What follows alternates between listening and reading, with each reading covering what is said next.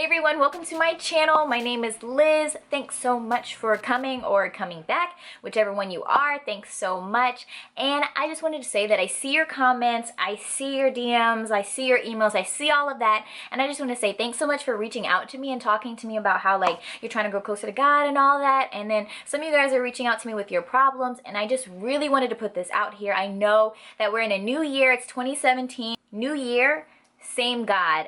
What you're saying, being a Christian is really hard. Like your parents don't believe in your beliefs. Like you can't go to church because they don't believe in it. Your friends are making fun of you. You're the only Christian in your friend group. Whatever it is, like people are just really giving you a hard time about being a Christian. You're like, I don't know what's going on. So maybe you're like, I'm really trying to walk with you, God. I really love you, and I really just want to have a relationship with you. And every time I try to come close to you, I just feel like I keep getting pushed back. And every time I desperately am trying to get to you, but it just feels like something is happening every single time that I keep getting pushed back. Maybe you're to a point where it's just like, it just keeps happening so much. I want to give up. I don't even know if I even want to be a Christian anymore, or things just in my life are hurting too much. People are really just, every single thing is just coming in and crushing me. And I want to let you know that I get that. I've been there. I've been in times where it's like, man, God, I really want to live for you and I love you, but I've literally cried myself to sleep, and I've literally just had such a back-breaking, have you guys ever had a back-breaking cry, like where your back hurts? Like I've had those, and I've literally cried myself to sleep when I'm just like, I don't know if this is worth it. I don't know if being a Christian is worth it. And I just want to say that, yeah, it is worth it, even though it literally feels like it's crushing you. The process of being a Christian and living and walking in godliness was never supposed to be easy, but it will always be worth it. It's a process. It's going to be hard. And it may not even be the fact that being a Christian is hard, because a lot of people say that they're Christians and that they serve God, when in reality they live like devils. So it's not even necessarily like being a Christian is hard, because being a Christian that has no type of dedication to the Lord is easy. You know, it's just word action. But being a dedicated Christian to like submitting your life to Christ is extremely tiring. The Lord begins to renew your mind and renewing your heart. It's like you're having these almost like two conflicting things, like what you used to know and then what the Lord is like molding you to be. So while he's molding you into the person that he wants you to be, you could still be like battling with these things, like, well, my friends want me to act this way, or my parents, they don't want me to do this, and I got to do this because I want people to like me. And in reality, it's like, okay, God, like I do want to be used by you, but I still want to be accepted by all these people. We want to please people. We can go ahead and admit it. This is a safe place.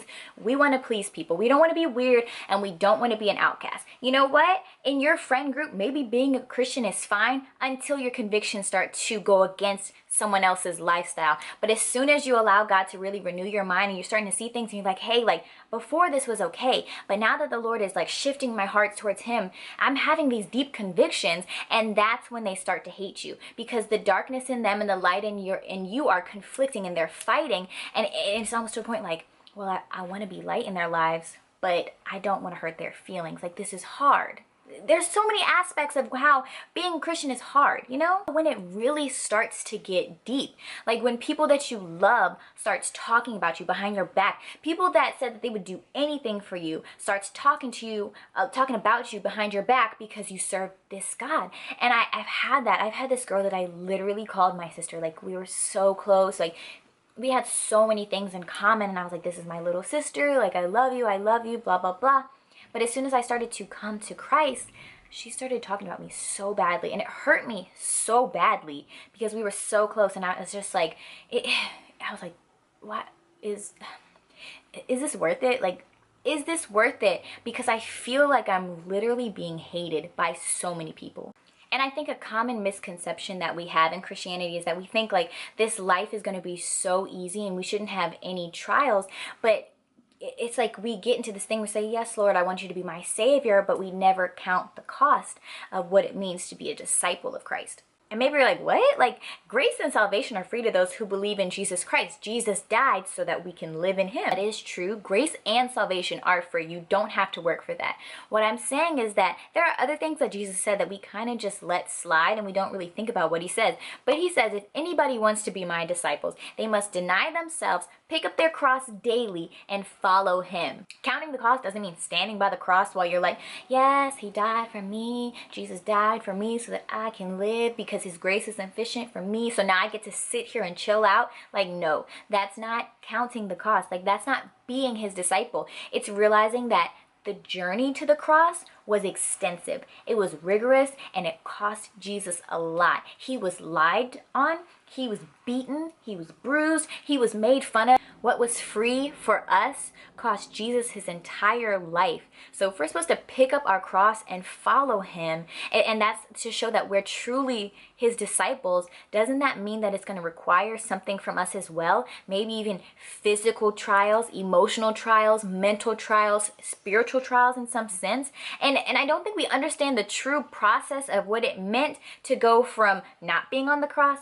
to being on the cross. I'm not sure if you guys are familiar with Roman history, but when a Roman guard beat somebody, like they whipped them, the lashes that they got, I don't think we understand the severity.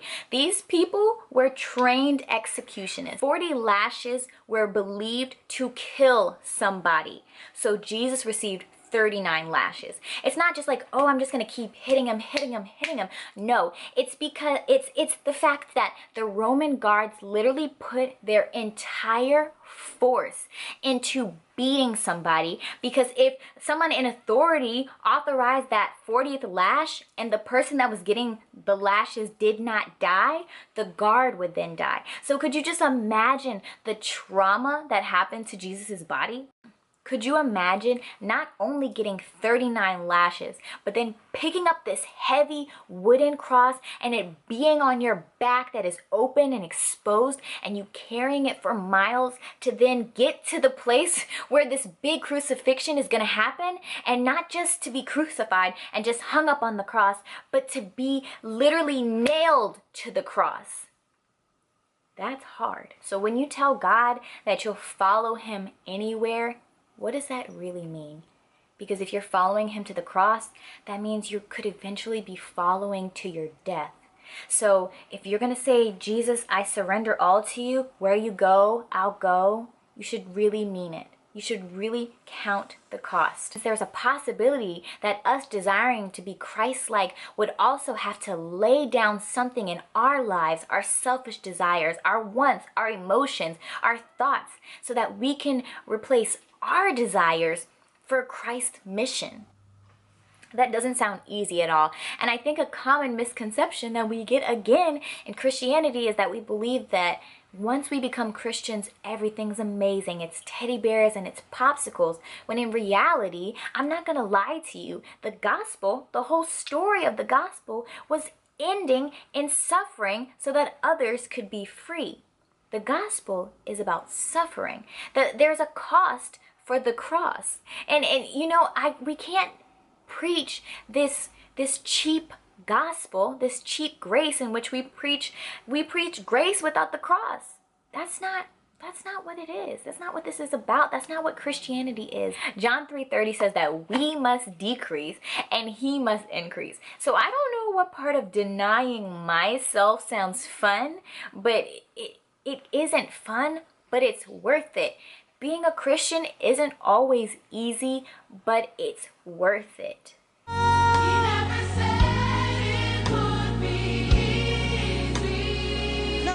So people hate you and you feel like nobody's in your corner and you don't know what to do.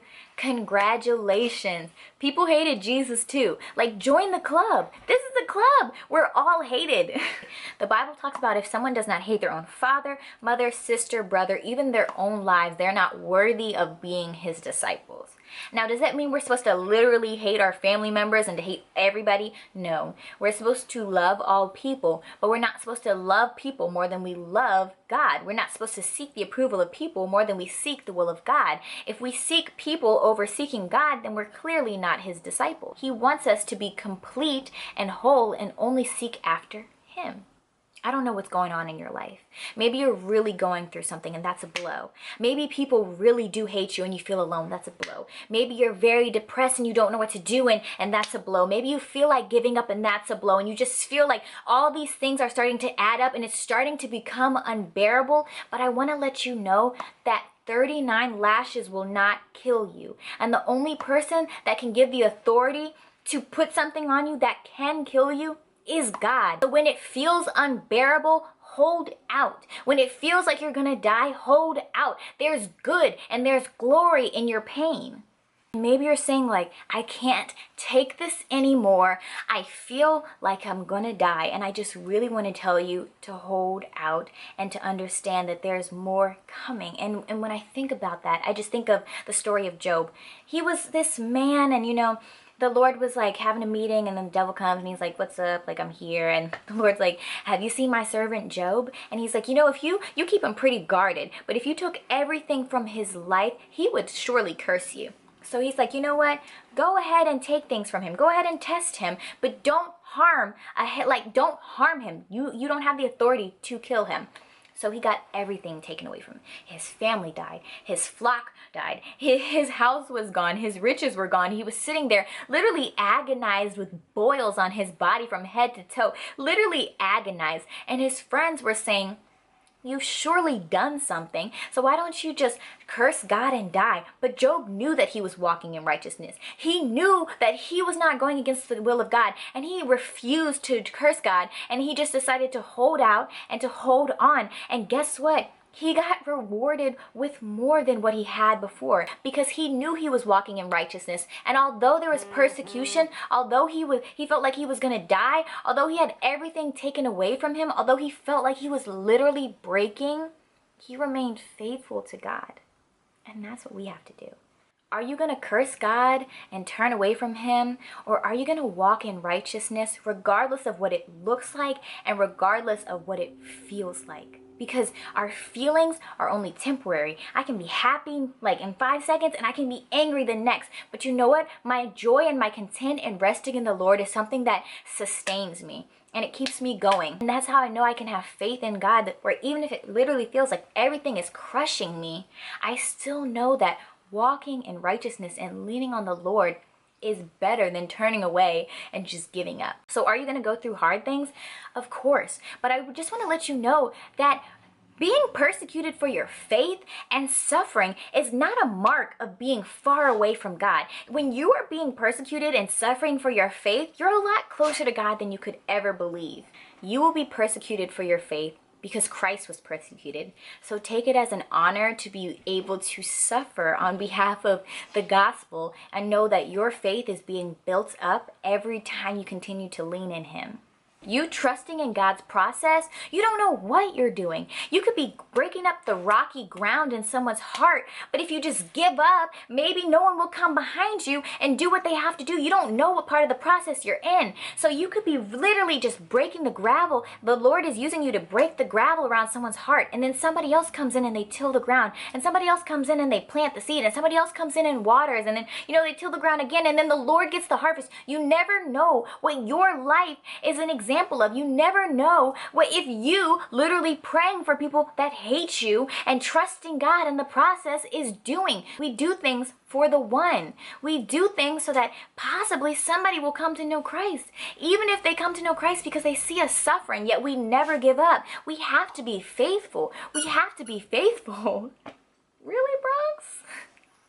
We are the light of the world and we are the salt of the world. So John 1:5, that's one of my favorite scriptures. It says the light shines in the darkness and the darkness can never extinguish it. And some translations say the light shines in the darkness and the darkness comprehendeth not. It literally doesn't understand it. So when you think about light, when I turn on these lights, you know what happens? Darkness flees. So if we have light in us, then darkness has to flee eventually. We're also supposed to be, proud lights. There's a scripture that says you don't take a lamp and put it under a basket. You put it on the nightstand so that it can illuminate. But you know what? The devil has gotten so slick. Honestly, it's an age-old trick that he continues to do. But if he can manipulate you into thinking that your light is not good enough, that your walk is not good enough, that you are not strong enough to do this, you know what you're going to end up doing? You're going to end up taking that light, proudly illuminating spaces that you can't see and putting it under a basket and being defeated. And you're defeating yourself. It's not the enemy anymore. It's you. We literally defeat ourselves because we start thinking about, what are people going to think about me? And then the devil's like, yeah, like people are going to, yeah, you're manipulating yourself. You're letting the devil use you for his own purposes. And it's not even the devil at this point. You took yourself out. If the devil can have you believe that praying for your family is not important, he's won. If he can have you believe that your walk with Christ is irrelevant, he's won. If he can manipulate you into believing that this walk is not worth it, he's won. We're not going to let him win in 2017. No, we're going to lean on Christ and understand that this world is suffering. And the gospel is about suffering and, hurt people. But you know what? I'm going to stand strong and I'm going to be light regardless of how I feel.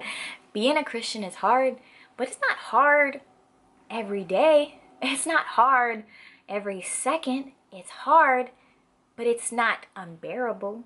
Being a Christian is hard, but the faster we realize that the gospel is not about us, the faster we can realize that our lives are only unbearable when we place the emphasis in our mission rather than Christ's mission. Because I don't know about you, but my Bible says that my God is a father. He's a provider. He's a refuge. He's shelter. He's protection. So when I feel like I'm literally being attacked by this world, I can run to him and find safety. I can run to him and find peace. Maybe we're feeling like this is so unbearable because rather than running to peace and protection, we're standing out here in the open field and we don't have refuge within ourselves. We can't look inward to find peace because peace is not an inward thing. Peace is in the Prince of Peace. So we have to run to the Prince of Peace. But that requires laying down our own thoughts, laying down our lives and coming to him with open arms and finding peace.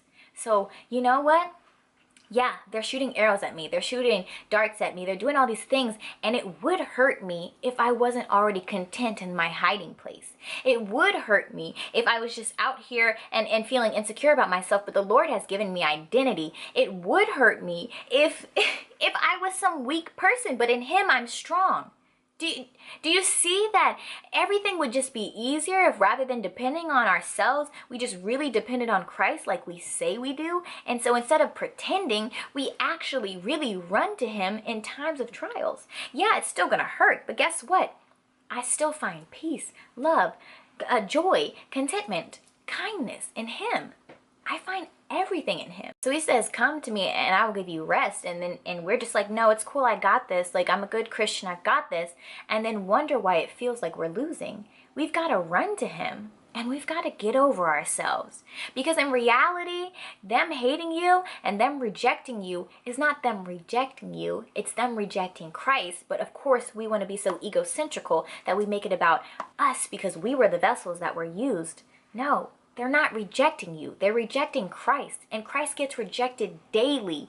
Even though it pains him, he still wants us. And we get rejected one time. And we're just like, oh no, this is such a big thing. No, they're not rejecting you. The gospel is not about you. This new year, I just wanted to encourage you.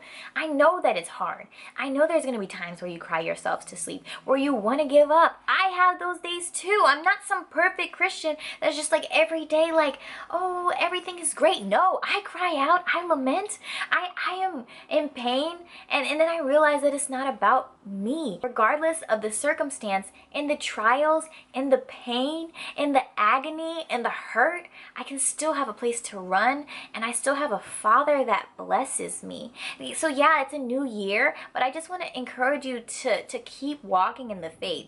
Just keep going, because regardless of people hate you, God still promises things to us. He's a father. He's a provider. He's a lover. He's a shelter, and he's never going to stop chasing you. God's never going to leave us. He's never going to forsake us. So persecution is going to happen. I can't promise you that it won't, but I can promise you that everything you're going through is going to bring glory, and it's going to be greater than your pain. Your faith is not for nothing. So yeah, guys, that's it. I just wanted to say thanks for watching. If you made it this far, I'm praying for each and every one of you. Comment, like, share this with somebody if they're having a hard year already, or it's already February and they don't feel like anything has changed. I just want to encourage you guys to keep watching, and I hope you like this video, and I will talk to you later. Bye. I don't know what that was. Bye.